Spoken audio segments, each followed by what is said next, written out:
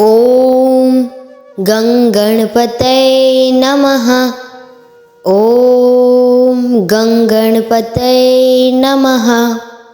ओम नमः शिवाय। परमपिता परमात्मा जग के पालनहार, शिव शंकर का जाप करे ये सारा संसार। ओम नमः शिवाय। ओम नमः शिवाय। श्री शिवाय नमस्तुभ्यम। प्रिय भक्तगण, आज हम आपको एक कथा का श्रवण करा रही हूँ जो सुनने मात्र से आपके जीवन में सुख समृद्धि और धन की वर्षा होगी। तो चलिए कथा को प्रारंभ करते हैं। ऐसा माना जाता है कि सोमवार व्रत रखने से भगवान शिव और उनका परिवार प्रसन्न होते हैं। इससे व्यक्ति की मनोकामना पूर्ण होती है और उसके जीवन से दुख, रोग, कलह, क्लेश और आर्थिक तंगी दूर होती है। सोमवार का व्रत करने से कुंडली में चंद्र ग्रह की स्थिति भी मजबूत होती है। सावन सोमवार व्रत का भी बड़ा ही महत्व होता है। मान्यता है कि इस व्रत को रखने से कुंवारी कन्याओं को उनका मनचाहा वर मिलता है और सुहागनें अगर यह व्रत रखें तो उनके पति की आयु लंबी होती है। इस दिन भगवान शिव का आशीर्वाद पाने के लिए बच्चे से लेकर बूढ़े बुजुर्गों तक यह व्रत रखते हैं। इस व्रत के नियम काफ़ी कठिन होते हैं। दाम्पत्य जीवन में खुशियाँ आती हैं, पति पत्नी का रिश्ता मजबूत होता है, घर में कलेश वाद विवाद की समस्या हल होती है, कोर्ट कचहरी के मामले में भी राहत मिलती है। जिनका स्वभाव उग्र होता है उन्हें सोमवार का व्रत रखना चाहिए। इससे उग्रता में कमी आती है और उनका स्वभाव खुश मिजाज होता है। अगर आप लगातार मानसिक परेशानियां या तनाव का सामना कर रहे हैं तो यह चंद्र दोष का कारण हो सकता है। इसलिए ऐसे में आपको सोमवार व्रत रखना चाहिए और साथ ही चंद्रदेव की पूजा करनी चाहिए। पूजा के समय कभी भी शिवलिंग पर पूरी परिक्रमा नहीं करनी चाहिए। जलाधारी के स्थान तक परिक्रमा कर रुक जाना चाहिए और वापस घूमकर परिक्रमा को पूरा करना चाहिए। सोमवार के दिन काले रंग के वस्त्र नहीं पहनने चाहिए। पूजा में शिवजी को तुलसी, सिंदूर, हल्दी, लाल रंग के फूल नहीं चढ़ाने चाहिए। भगवान शिव जी की पूजा करने वाले लोगों के लिए सोमवार के व्रत का अधिक महत्व होता है। इस दिन व्रत का पालन करने से भगवान शिव और माता पार्वती जी की असीम कृपा प्राप्त होती है और सभी मनोकामनाएं पूर्ण होती ही हैं। सोमवार के दिन प्रातः काल स्नान कर स्वच्छ वस्त्र धारण करें। स्नान के बाद भगवान शिव का जलाभिषेक करें। फिर उन्हें बेलपत्र, पुष्प, फल आदि अर्पित करें। घी का दीपक और धूप जलाएं और व्रत का संकल्प लें। सोमवार व्रत कथा का पाठ करें और ओम नमः शिवाय या श्री शिवाय नमस्तुभ्यम मंत्र का 108 बार जाप करें। 16 सोमवार व्रत रखने के बाद 17वें सोमवार को उद्यापन करना चाहिए। सोमवार व्रत के उद्यापन में माँ पार्वती, शिव जी और चंद्रदेव की विधिवत पूजा के साथ हवन करना चाहिए। इस दिन सुबह जल्दी उठकर स्नान कर ले। मान्यता है कि यदि कोई भी श्रद्धा भाव से सावन के सभी सोमवार का व्रत करता है तो उस व्यक्ति पर भगवान शिव और माता पार्वती जी की अवश्य कृपा होती है। सोमवार का व्रत रखने से मनुष्य की दुख और चिंताएं दूर होती हैं एवं शरीर के रोग से मुक्ति मिलती है। इसके अलावा इस व्रत को करने से कुंडली में चंद्र ग्रह की स्थिति मजबूत होती है। सोमवार के दिन व्रत रखने से दुख और चिंताएं दूर होती है। व्यक्ति को शरीर के अनेक रोगों से मुक्ति मिलती है और घर की आर्थिक तंगी समाप्त होती है। साथ ही घर नकारात्मक ऊर्जाओं से दूर रहता है। एक बार की बात है, एक नगर में एक साहूकार रहता था जिसके पास धन दौलत की कोई कमी नहीं थी। इतना अधिक धनवान होने के बावजूद वह निसंतान था। कोई संतान न होने के कारण वह बहुत चिंतित रहता था। संतान प्राप्ति की इच्छा के लिए वह साहूकार हर सोमवार व्रत किया करता था और पूरी श्रद्धा से भगवान शिव और माता पार्वती की पूजा करता था। साहूकार की भक्ति से माता पार्वती बहुत ही प्रसन्न हुई और उन्होंने भगवान शिव से साहूकार की मनोकामना पूर्ण करने के लिए कहा, जिस पर भगवान शिव ने माता पार्वती को समझाने का प्रयास किया कि इस संसार में हर व्यक्ति को उसके कर्मों का फल भोगना ही पड़ता है और जिस तरह जिस भी व्यक्ति को जो हासिल है वे उसके कर्मों का फल ही है। भगवान शिव की बात तो माता पार्वती जी ने सुनी, पर वे अभी भी साहूकार की भक्ति से प्रसन्न होकर उसकी इच्छा पूर्ण करना चाहती थी। माता पार्वती के आग्रह पर भगवान शिव ने साहूकार को पुत्र प्राप्ति का वरदान दिया, परंतु वह बालक केवल 12 वर्ष तक ही जीवित रह सकता है। साहूकार भगवान शिव और माता पार्वती की सभी बातें सुन रहा था। दोनों की बातों को सुनकर भी साहूकार मन में स्थिर बना रहा।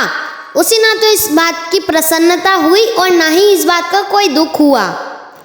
वह साहूकार पूरे मन से भगवान शिव और माता पार्वती जी की पूजा अर्चना करता रहा। कुछ समय बीता और साहूकार के घर पुत्र ने जन्म लिया। जब साहूकार का बालक 11 वर्ष का हुआ तो उसे शिक्षा ग्रहण करने के लिए काशी भेजने का फैसला लिया गया। साहूकार ने बालक के मामा को धन दिया और कहा कि इसे शिक्षा ग्रहण करने के लिए काशी ले जाओ। साथ ही जाते जाते मार्ग में यज्ञ भी करवाना। जहाँ भी यज्ञ कराओ वहाँ ब्राह्मणों को भोजन और दक्षिणा भी अवश्य देना। इस तरह मामा भांजे यज्ञ कराते हुए और ब्राह्मणों को भोजन व दक्षिणा देते हुए काशी की ओर निकल पड़े। वहीं मार्ग में एक नगर में कन्या का विवाह था। दुर्भाग्यवश जिस राजकुमार के साथ उसका विवाह होने वाला था वो एक आंख से काना था। राजकुमार के पिता ने अपने बेटे के एक आंख से काने होने के कारण उस बात को छुपाने के लिए एक चाल सोची। उसने साहूकार के बेटे को देखकर सोचा कि क्यों ना इस लड़के को अपने बेटे के स्थान पर बिठाकर कन्या से विवाह करा लिया जाए। फिर विवाह होने के बाद पैसे देकर इसे वापस भेजा दूंगा और राजकुमारी को अपने साथ ले आऊंगा। इस प्रकार साहूकार के लड़के के साथ उस कन्या का विवाह करा दिया। साहूकार के बेटे ने विवाह तो कर लिया था, परंतु वह अपनी ईमानदारी खोना नहीं चाहता था। उसे किया गया कृत्य न्याय संगत नहीं लगा। उसने यह बात बताने के लिए राजकुमारी की चुन्नी के पल्ले पर लिखा कि तुम्हारा विवाह मेरे साथ हो रहा है, परंतु मैं असली राजकुमार नहीं हूँ। असली राजकुमार एक आंख से काना है। मैं तो यहाँ काशी में शिक्षा ग्रहण करने के उद्देश्य से आया हूँ। जब राजकुमारी को सारी बात पता चली तो उसने अपने माता पिता को सब बात बताई।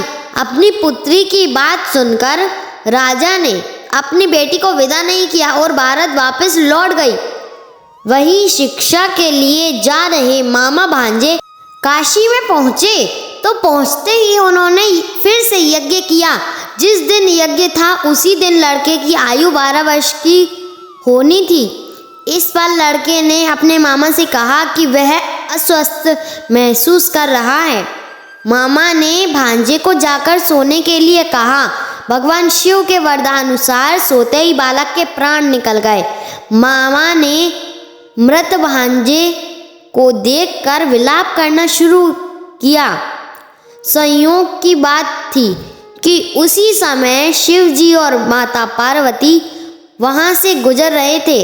उन्होंने निकट जाकर देखा तो भगवान शिव और माता पार्वती जी को मालूम हुआ कि यह तो वही साहूकार का पुत्र है जिसे केवल 12 वर्ष तक जीवित रहने का वरदान दिया था। माता पार्वती भाव विभोर हो गई और उन्होंने भगवान शिव से आग्रह किया कि हे प्रभु, जगत के पालनहार, आप इसे और आयु प्रदान करें, नहीं तो इसके माता पिता भी इसके जाने के वियोग सहन नहीं कर पाएंगे। माता पार्वती के आग्रह किए जाने पर भगवान शिव ने साहूकार के बेटे को जीवन दान दे दिया। काशी से शिक्षा समाप्त कर जब मामा भांजे घर की ओर निकले तो सबसे पहले वे इस नगर में पहुंचे जहां एक लड़के का विवाह हुआ था। वहां पहुंचकर उन्होंने यज्ञ का आयोजन किया तो राजकुमारी के पिता उस लड़के को पहचान गए और उन्होंने अपनी पुत्री को विदा कर दिया। जब तीनों लोग घर पहुंचे तो वहां साहूकार और उनकी पत्नी अपने पुत्र के लौटने का इंतजार कर रहे थे। उन्होंने प्रण लिया हुआ था कि अगर उनके पुत्र के जीवित न होने का समाचार प्राप्त हुआ तो वे भी अपने प्राण त्याग देंगे। साहूकार और उनकी पत्नी ने बेटे को जीवित देखा तो उनकी खुशी का ठिकाना ही नहीं रहा। उसी रात्रि को साहूकार के सपने में भगवान शिव ने आकर कहा कि हे श्रेष्ठी, मैंने तेरे सोमवार के व्रत और सच्ची श्रद्धा से प्रसन्न होकर तेरे पुत्र को लंबी आयु प्रदान की है। इस तरह जो भी भक्तजन सोमवार का व्रत पालन कर सच्चे मन से भगवान शिव और माता पार्वती जी की पूजा करता है और उसकी सभी मनोकामनाएं पूर्ण होती है। भगवान शिव को समर्पित सोमवार व्रत की शुरुआत श्रावण, चैत्र, माघ और वैशाख मास के शुक्ल पक्ष के प्रथम सोमवार से करनी चाहिए। ध्यान रहे कि सोमवार के व्रत कम से कम 16 तो अवश्य ही होने चाहिए। सोमवार के व्रत में वैसे तो खाने को लेकर कोई कड़े नियम नहीं है, परंतु इस दिन अधिक तेल मसाले वाला भुना हुआ भोजन ना लें। साथ ही ध्यान रहे कि इस दिन व्रत की शुरुआत चाय के साथ ना करें। सोमवार के व्रत के दिन नमक न खाने की सलाह दी जाती है। इस दिन फलाहार करना चाहिए और संध्या के समय कुछ मीठा ग्रहण ही व्रत खोलना चाहिए। व्रत कितने बजे खोलना चाहिए? व्रत खोलने का कोई निश्चित समय नहीं है। व्रत करने के प्रकार और व्यक्ति की इच्छा पर निर्भर करता है। कुछ व्रत निर्जला होता है जिसमें पूरे दिन कुछ खाया पिया नहीं जाता। ऐसे व्रतों को सूर्यास्त के बाद खोला जाता है। ओम त्र्यंबकं यजामहे सुगंधिं पुष्टिवर्धनम् उर्वारुकमिव बन्धनात् मृत्योर्मुक्षीयमामृतात्। मंत्र का अर्थ यह है कि हम त्रिनेत्र को पूजते हैं जो सुगंधित है, हमारा पोषण करते हैं। जिस तरह फल शाखा के बंधन से मुक्त हो जाता है, वैसे ही हम भी मृत्यु और नश्वरता से मुक्त हो जाएं। ओम नमः शिवाय। श्री शिवाय नमस्तुभ्यम। प्रिय भक्तगण, इस वीडियो को बोलते समय कोई त्रुटि हो तो मैं क्षमा चाहती हूँ। उम्मीद है आप सभी को यह वीडियो अच्छी लगी होगी। अगर आप भगवान शिव के सच्चे भक्त हैं तो चैनल को सब्सक्राइब और वीडियो को लाइक करके कमेंट्स में हर हर महादेव लिख दीजिए।